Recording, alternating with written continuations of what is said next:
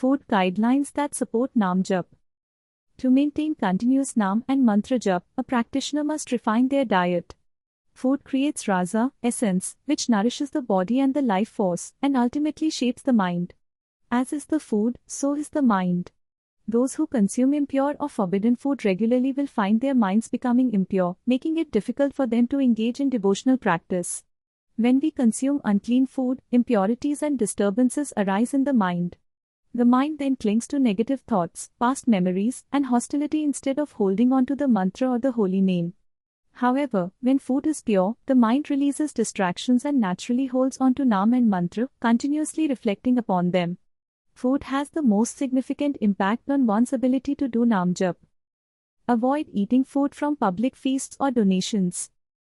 If you are a householder, nourish yourself only with food obtained through righteously earned means. It is not appropriate to casually eat from a feast or public offering just because it is available. The duty of a householder is not to live off others' donations.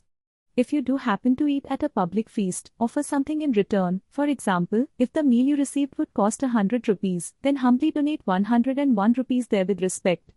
It is not proper for a householder to feel pleased with free food. Food received without offering anything in return can diminish your spiritual merit and increase distractions during Naam Jap. Avoid accepting free food or water from anyone. If you must accept it, offer a suitable donation and ensure it comes from a clean and sacred place. Consume food only from righteously earned income. A householder's income should be earned through righteous and just means. Only then can their devotion remain firm, and only then can their spiritual practice bear fruit. Food obtained through money earned by injustice, dishonesty, theft, or deceit is impure at its root, and such food obstructs Naam Jap. No matter how hard one tries, the mind will not settle, and success in spiritual practice will remain out of reach.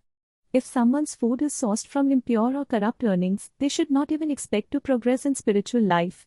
Food shapes the mind, and it is the mind that holds on to the holy name or mantra. One who gathers wealth through unrighteous means cannot truly do Naam Jap. Even if they hold prayer beads in their hands, their mind will remain immersed in worldly distractions. Moderate diet and regulated routine. If one truly wishes to engage in Naam Jap, they should eat only half the stomach's capacity. As the mind becomes absorbed in Naam Jap, the natural inclination toward food will decrease on its own. But if one continues to overeat, stuffing beyond need, how can Naam Jap take place? A balanced and disciplined food routine should be established for life. Food prepared in the evening should not be consumed the following morning. Such food is considered stale and impure for a spiritual practitioner. Similarly, any food that has become contaminated, such as with a hair, a fly, or in any other impure manner, should be discarded without hesitation. Avoid these 3 defects in food. 3 primary defects are considered in relation to food: inherent defect, source-related defect, and circumstantial defect. 1. Inherent defect in food. This refers to food items that are inherently unsuitable for spiritual practice due to their natural qualities. Examples include onions, garlic, turnips, carrots, etc. These are all in the mode of ignorance, and consuming them inevitably causes disturbance in Naam Jap.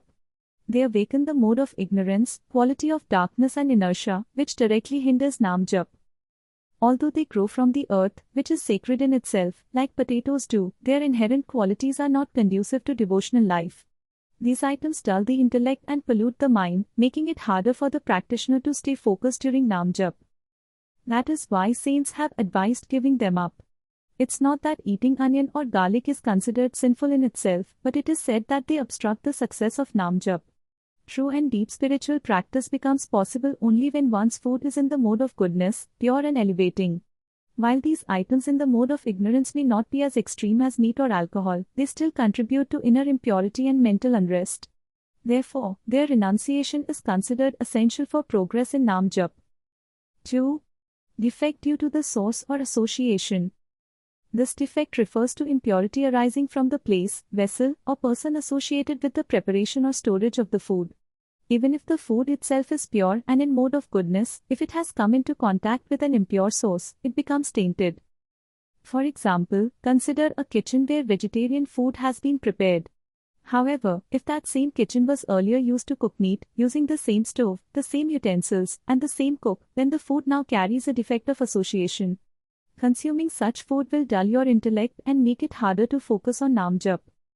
Just as eating meat corrupts one's thinking and leads the person toward degradation, similarly, food prepared in such a contaminated environment, though outwardly in the mode of goodness, can pollute the mind due to the impurity of its association.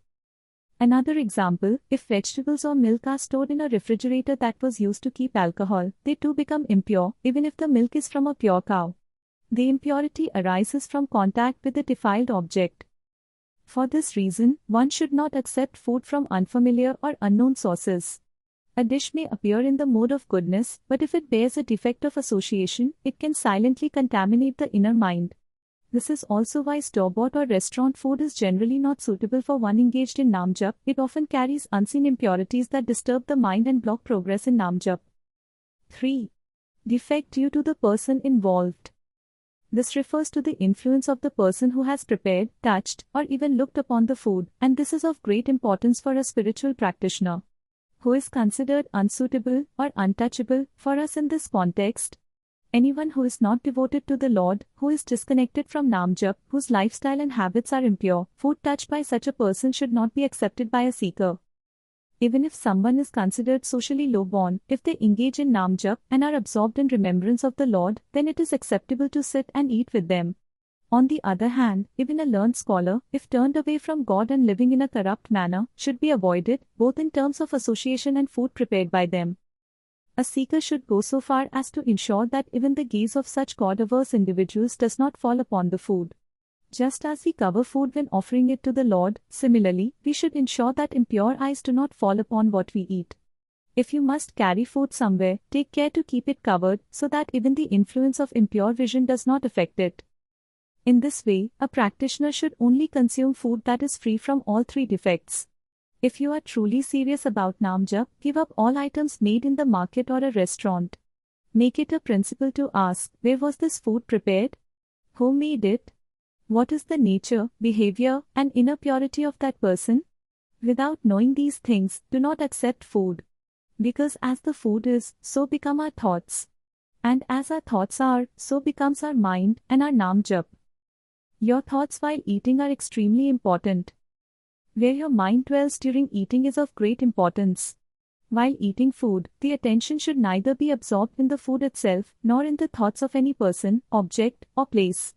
If you remember someone while eating, their qualities and tendencies begin to influence you. For instance, if the person you're thinking of is restless, angry, or deeply involved in worldly pleasures, those same traits will quietly enter your own consciousness, and for the next 24 hours, you'll find yourself colored by them. Your mind will repeatedly return to those impressions, and this becomes a major obstacle in Naam Jap. Worse still, if you think of someone with impure or sensual intent, for example, a woman with inappropriate desire, your Naam or Mantra Jap will not bear fruit.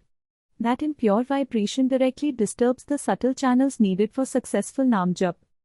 However, if while eating, you remember the Lord, a saint, or your spiritual master, their divine energy begins to permeate your being. Their influence lasts for the next 24 hours. Your Naam Jap deepens, the mind becomes steadier, and the inner consciousness stays pure. Therefore, a practitioner should be extremely mindful of their thoughts during meals. The best way to keep the mind steady and elevated during eating is to silently engage in Naam Jap while taking each bite. This not only purifies the act of eating but also aligns the mind and body with the path of devotion.